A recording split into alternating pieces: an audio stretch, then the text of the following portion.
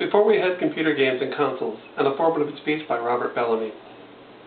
Many of the most popular computer games we have available have their roots in games that existed before the modern computer age.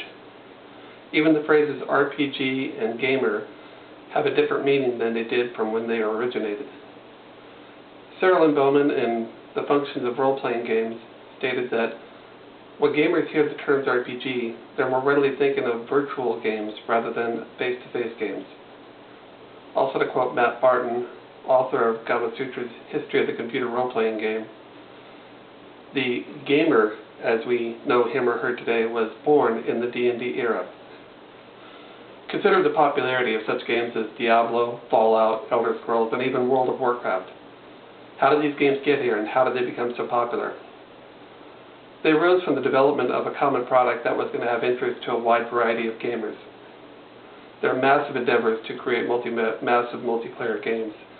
And to quote IGGA Online's white paper from 2003, large-scale MMPs are notoriously expensive to develop, with budgets reportedly ranging from $5 million to $30 million. Computer RPGs developed from three distinct different forms of gaming: miniatures gaming, tabletop gaming, and arcade-style gaming. Let's start by looking at miniatures gaming, the precursor to almost all modern gaming.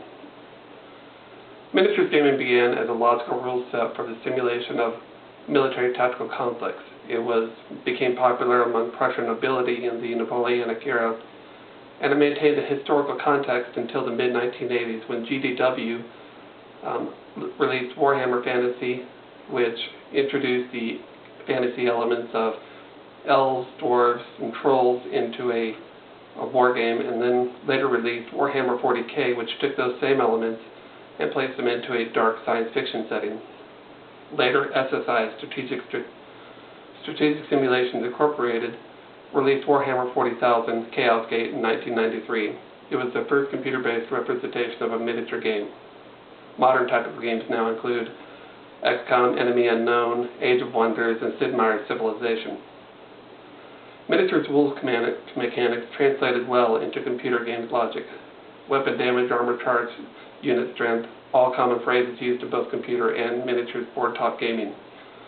Turn-based combat systems, my units go, then your units go, are easy to program in their logic. They have a limited window of interpretation, and they allow the computer to respond to a gamer's actions in its own time. They also have natural pause points, which are popular with both programmers and with gamers, giving the gamer time for bio breaks and to grab another Dr. Pepper. Eventually, some players found miniatures and tactical games lacking. They either did not have the will or the resources to build and craft miniatures and miniature terrain, or they were not interested in the intensive strategy required to do so. And for a portion, they wanted to explore the literary concept of the individual hero set in the backdrop of the miniature game. It is this last fact that drove the creation of the progenitor of tabletop role-playing games, Dungeons & Dragons. D&D originated from the chainmail rules of the fantasy game. It evolved from a miniatures game where a unit was replaced with a heroic unit that could take multiple hits, and the game concentrated on the stories behind these heroic units and their attributes. The game was first published in a hand-printed endeavor run out of a hobby shop.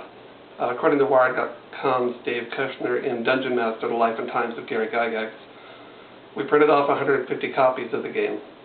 The base of operations was Gygax's basement, and there wasn't a marketing budget. D&D would live and die by word of mouth. And so it did. By 1996, the annual sales for TSR, which published Dungeons & Dragons, was $16 million. Elements in D&D found in many modern games include the concept of rolling up characters with random attributes that are rolled, HP, which meant health or hit points, armor class or armor rating, rolling to hit, dealing damage, and even leveling up. These are still phrases that are used in many modern computer games and have been a mainstay throughout the last decade.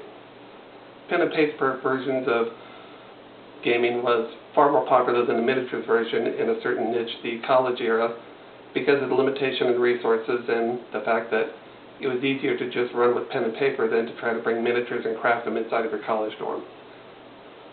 Later, computer-based D&D style games, which were single-player computer games, had a proliferation along with those of personal computers.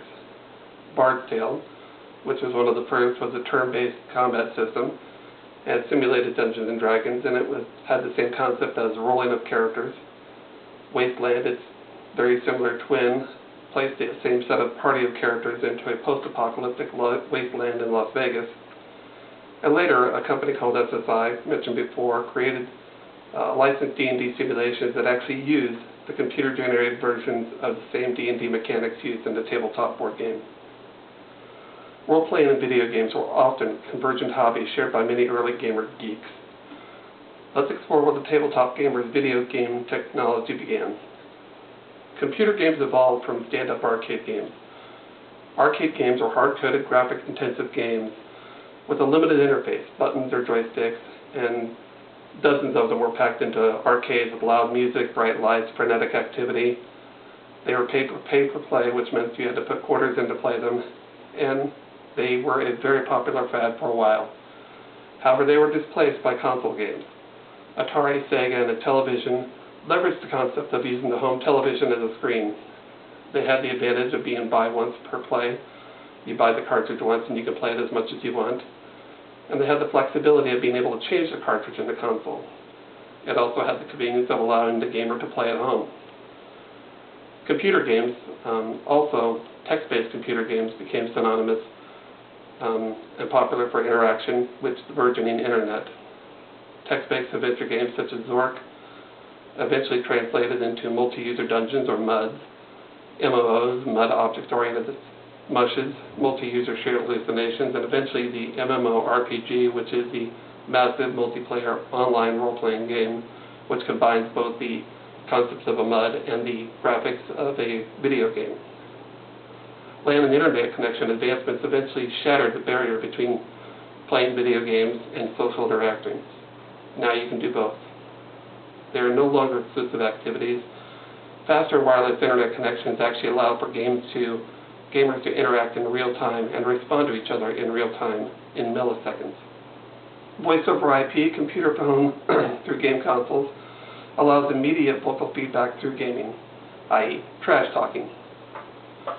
Modern computer games represent the evolution of multiple forms of gaming brought together. They're brought into one form through the use of computer technology. Modern computer RPGs are a blended culmination of the social interaction found in role-playing, the crucial strategic thinking found in tactical miniature games, and the immediate stimulation and gratification of video games.